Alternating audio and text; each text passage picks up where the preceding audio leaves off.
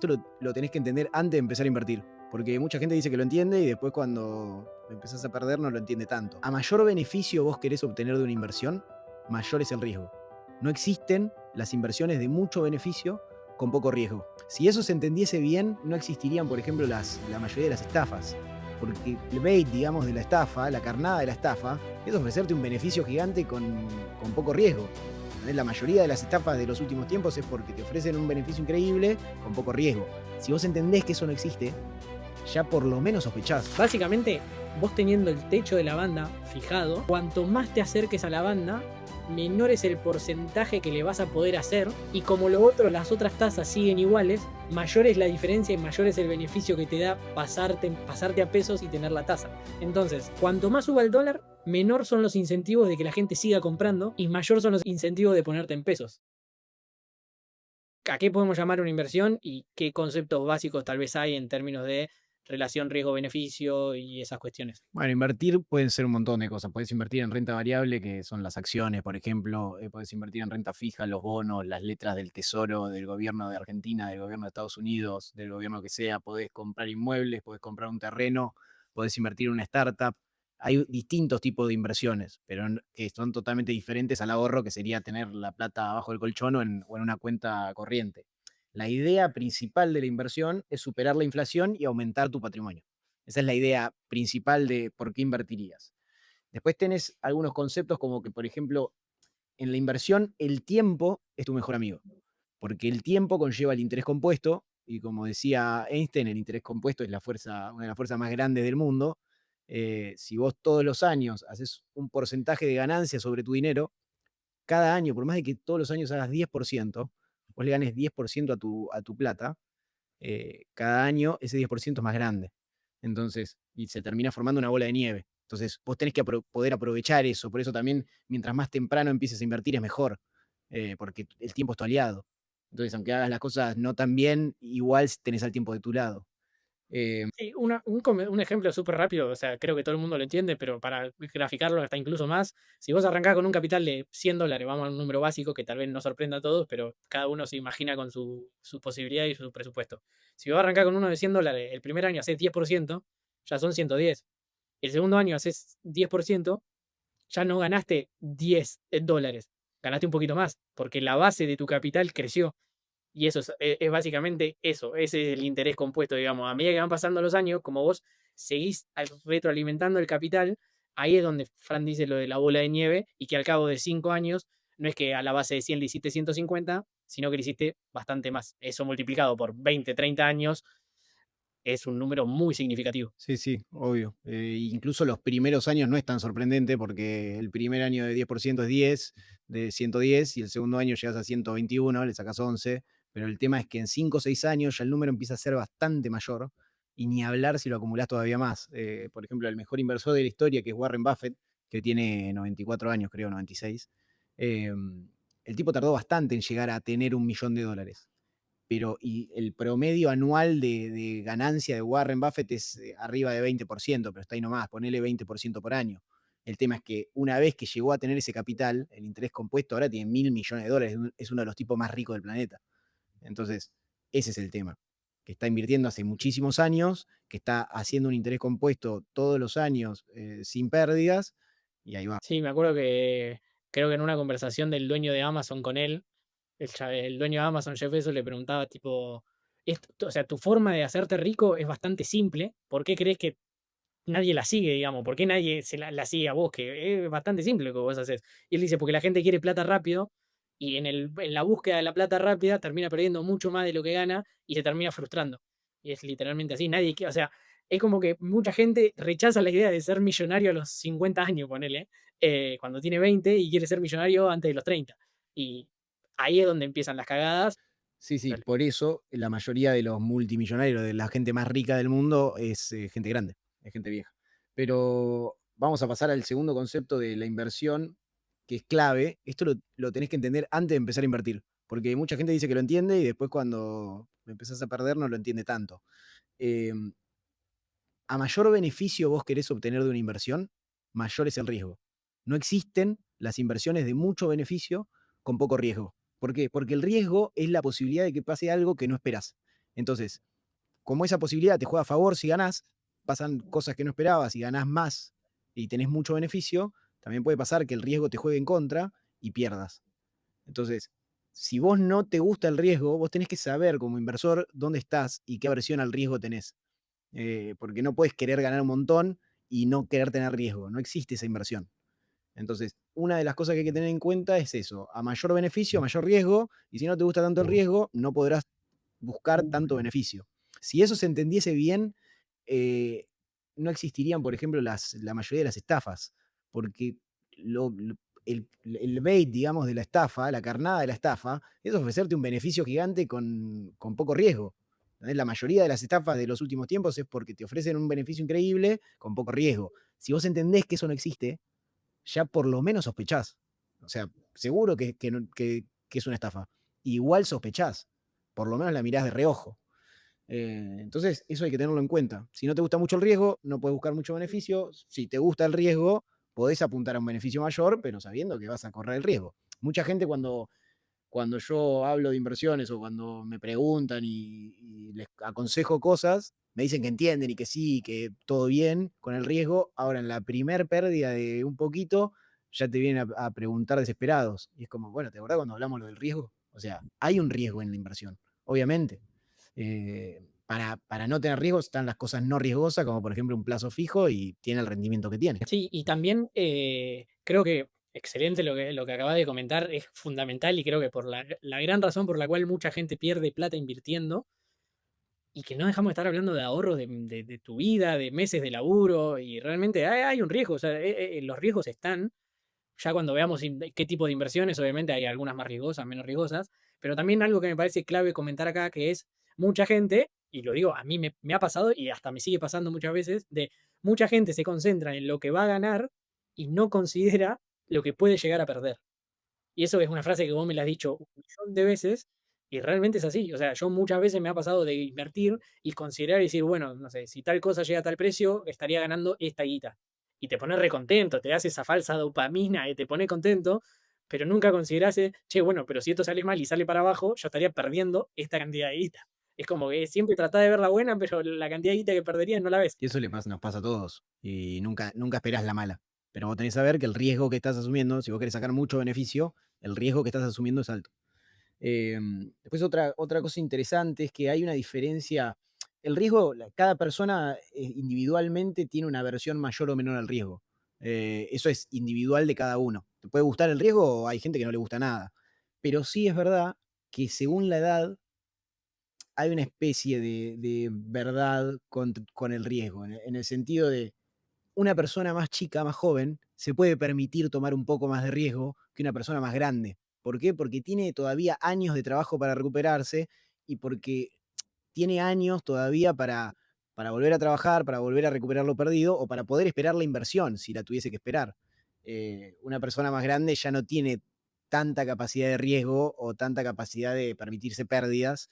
Eh, Esto es discutible. El otro día escuchaba a un inversor muy grosso que decía que es lo contrario en realidad, porque si sos joven no te puedes permitir perder, porque entonces eh, te beneficias del interés compuesto y que si ya sos grande podés perder, total no te quedan tantos años para que el interés compuesto.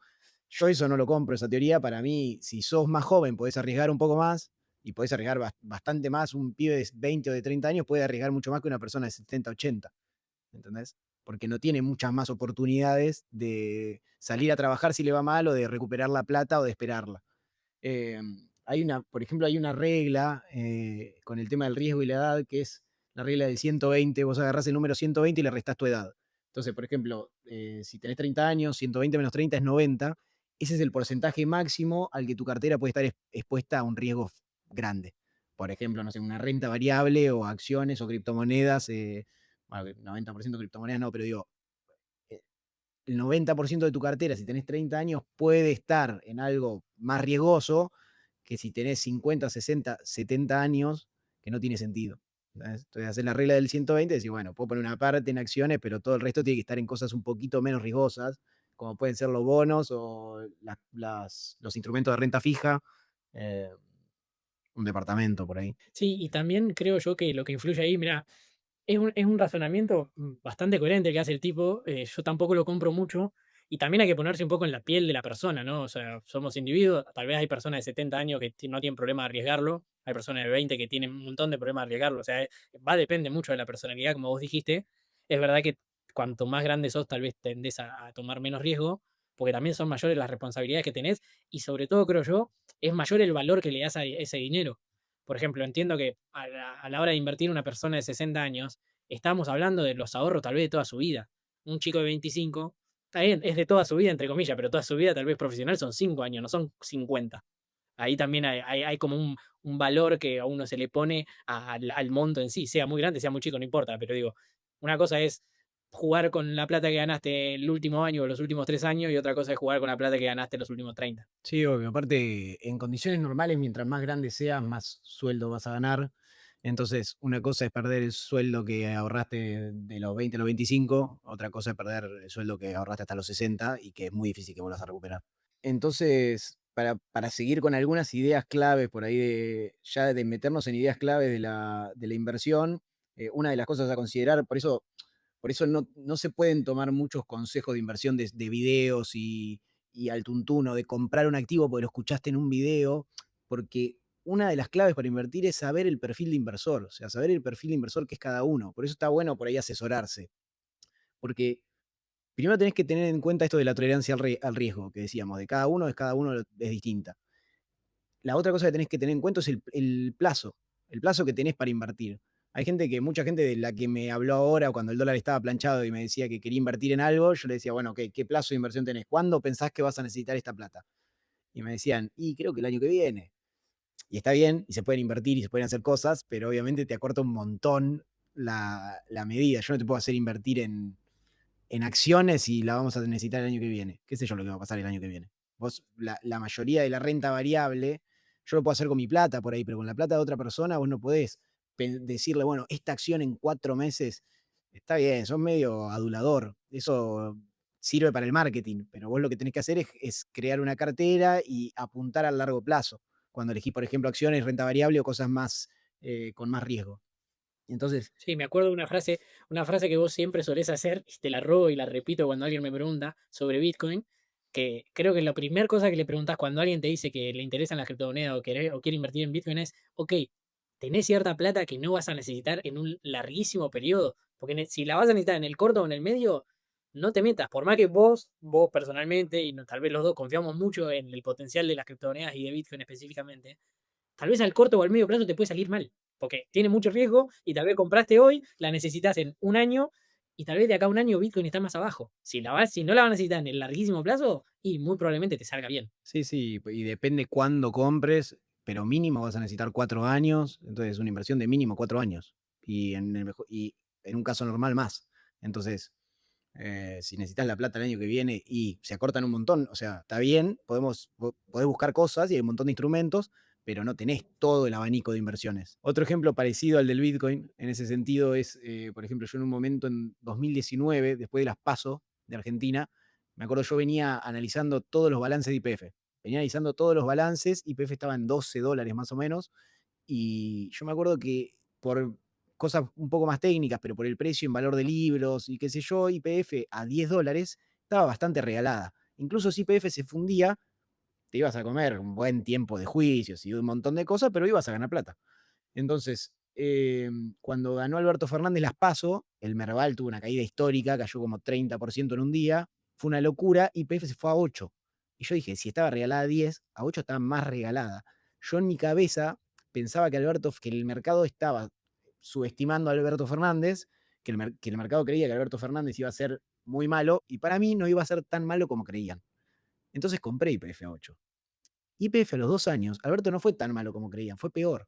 Entonces, YPF a los 2 años estaba en $2. ¿Yo tenía razón con lo que había estudiado? Yo creo que sí. Yo creo que YPF a 10 estaba regalada. YPF a 8 estaba más regalada, pero igual YPF llegó a valer $2, que estaba todavía más regalada. Ahora YPF está en $33. ¿Entendés? Que es un precio muchísimo más razonable para la compañía. Pero eso es lo que pasa en las inversiones de renta variable. Incluso aunque vos creas que tengas razón, incluso hasta podés tener razón, pero el mercado puede ser insolvente, dicen, y vos tenés que estar ahí. Y ese es otro de los puntos claves para invertir, es que tenés que tener lo que se llama control emocional. tenés que tener paciencia, que es clave, y tenés que no desesperarte cuando pasan cosas así como una caída, por ejemplo. Si invertís en instrumentos de renta variable, si te desesperás, perdés.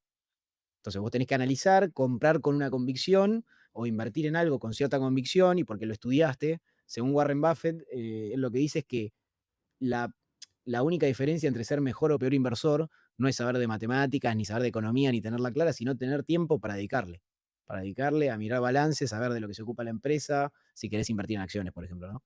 Eh, pero bueno, esa es otra. Y la tercera, que es bastante conocida, es el tema de la diversificación, que significa no poner todos los huevos en la misma canasta. O sea, si tenés $1000, no ponerle 1000 a YPF, por ejemplo, y diversificar por el simple hecho de que si le erraste en uno de tus análisis, que no te voltee toda tu cartera de inversión.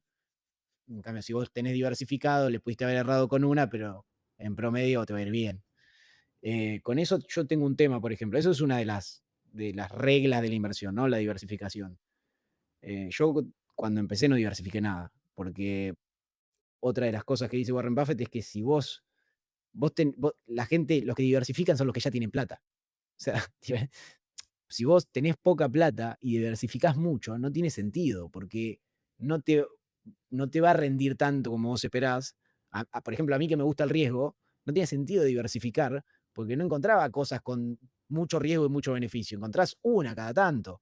Entonces, diversificar si no tenés mucha plata, para mí no tenía sentido. Yo entiendo el concepto y es verdad que eso se estudia con la gente que estudia finanzas, estudia el teorema de Markowitz y hay un montón de medidas que lo que estudian los tipos es cuánto tenés que diversificar y en qué cosas para bajar el riesgo sistémico, digamos. Entonces, yo entiendo el concepto de la diversificación, pero y es verdad, y es un concepto válido. A mí yo no lo usé demasiado, lo empecé a usar más de grande y más por ahí para pensar en carteras para otros. Yo diversifico mucho, si alguien me pregunta a dónde invertir, diversifico bastante con esa cartera, porque yo sé que la gente no tiene mi tolerancia al riesgo, y mucho menos cuando hablo y me dicen la tolerancia que tienen. Pero la diversificación es una forma de bajar el riesgo. Sí, tal cual. Era el comentario que te quería hacer. Es literalmente una forma de bajar el riesgo, pero como bien dijiste, el primer concepto de todos, a menor riesgo, probablemente menor beneficio que puedas conseguir. Entonces, es lo mismo, volvemos a lo mismo. O sea, según tu perfil, si querés tal vez no asumir tanto riesgo, podés diversificar. Obviamente, no te vas a hacer millonario, que es otro concepto muy errado de las inversiones, pero por lo menos estás más cuidado, por lo menos estás más protegido y con menor riesgo. Hasta ahí la base de lo que dijimos, conceptos bien fundamentales de relación riesgo-beneficio, tu tolerancia al riesgo, en qué tiempo vas a necesitar ese dinero y la diversificación. Creo que son 4 conceptos bastante claves que quedaron claros, creo yo. ¿Cómo seguimos? Bueno, ahora sí, ya pasando a las cosas más prácticas y más divertidas, vamos a empezar por el principio, que tiene que ver obviamente con el dólar. Si llegaste hasta acá, entiendo que te gustó la charla y en caso que así fuese, por favor no te olvides de suscribirte, que a vos YouTube no te va a cambiar en lo absoluto, no te muestra notificaciones nuevas, no te cambian nada y a mí es el último requisito que me falta para que me empiecen a pagar por el contenido y poder cumplir mi sueño de vivir de hacer entrevistas. Así que por favor, es un clic acá abajo, no te cambian nada y a mí realmente me ayudas mucho.